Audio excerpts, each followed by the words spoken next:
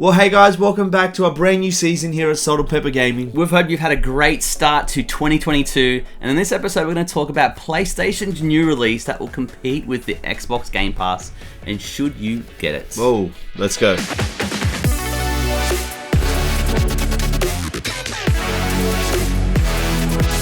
Well, sources online tell us that Sony is about to release their monthly subscriptions to compete with Microsoft Xbox's Game Pass.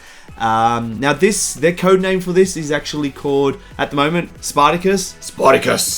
And this is what it's going to allow PlayStation users to go on a monthly subscription and be able to play a catalog of games, from old games to new games, and pretty much go head to head with Game Pass. So what it's going to do is overtake or take over from PlayStation Plus and PlayStation Now. If you own a PlayStation, you play online, you know you need PlayStation Plus to play online. It also gives you access to some discounts and a couple of games free a month.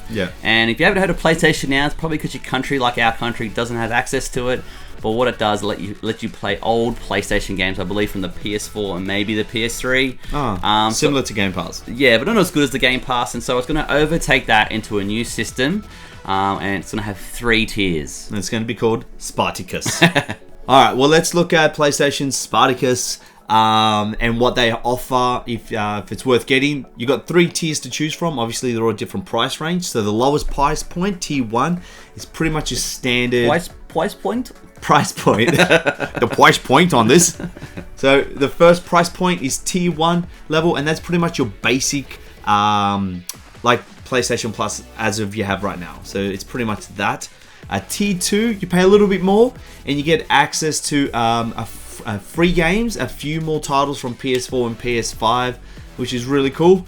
We're not sure how many games they release on that. And then obviously you go third tier, which enables you to play a whole bunch of demos, PS1, PS2, PS3, PS4 games. So depending on how much you want to spend will determine what access you get.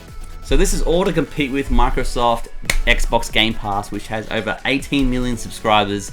In our country, you pay about $16 a month. Most countries is $10 to $15 a month, where you've got access. I think it's over just 100 games. Some sources say 300 to 400, but Microsoft advertised it over 100 games.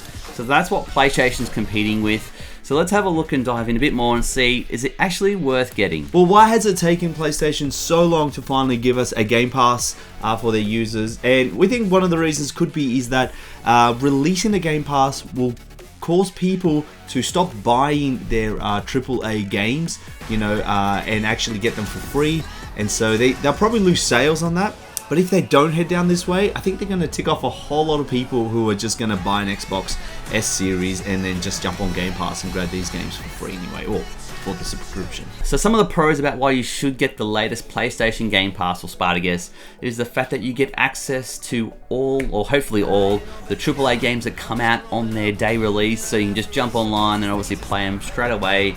And when you're done with them, you can just delete them and then move on. Boom. Whoa.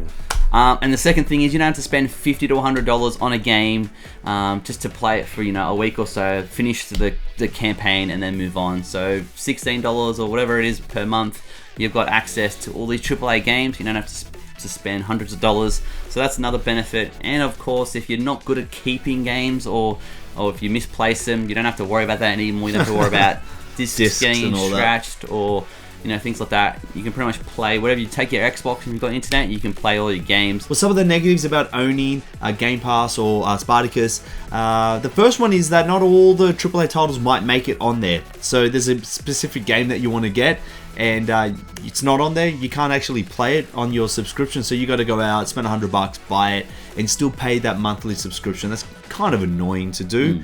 But if you're cool with that, then go for it. The second one is that the more you play and you don't buy, the less you own. You don't actually physically own a game. The moment you stop paying that monthly subscription, you can't play the game.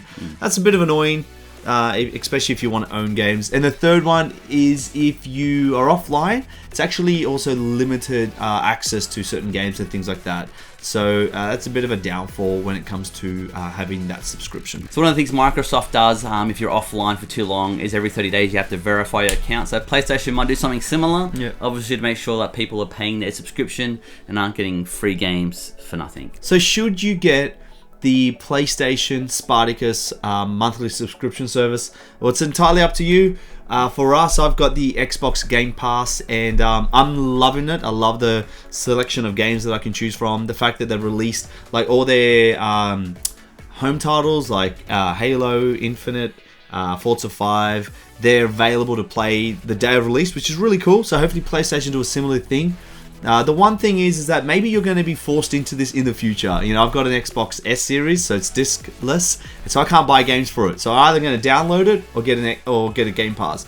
And we heard rumors that the new consoles would head down that same path. So it just might be the new future of gaming. I hope it never goes that way, because I like Me owning too. and physically having a game that I own, instead of having, you know, spend $10-15 a month on games that I'll never own in the future. So as a collector, I don't like it, but I feel like we're going to be forced to do it anyways. So buy all the games now. Go quickly to all the shops and buy all the games and keep So them. to truly understand it, to know if the PlayStation Game Pass is worth it, it depends on how many new AAA games they bring out every month. Hopefully they bring out so many that it makes it worthwhile. If they bring out a couple and then there's obviously a few you have to keep buying, then maybe it's not worth it. And it depends obviously if they release it on the launch days of each game, and of course the price. Hopefully it's at a price where it's actually affordable, and not, if most of us have Netflix, most of us have all those other subscriptions, and do we really want another $10 to $15 a month subscription? But that's all the things you have to look out for when it comes to making a decision for the latest, or in this year maybe the latest Spartacus. Well, was that cutting you off? Well, that's it. Well, I hope you enjoyed this episode. Let us know what you think in the comments down below, whether you'll be getting it and whether you like Game Pass. We appreciate everyone who's been following us. Subscribe. If you haven't, please click that subscribe and like button, and we'll get more content out to you guys this year. See ya. Peace. Peace. Hey, that's my piece.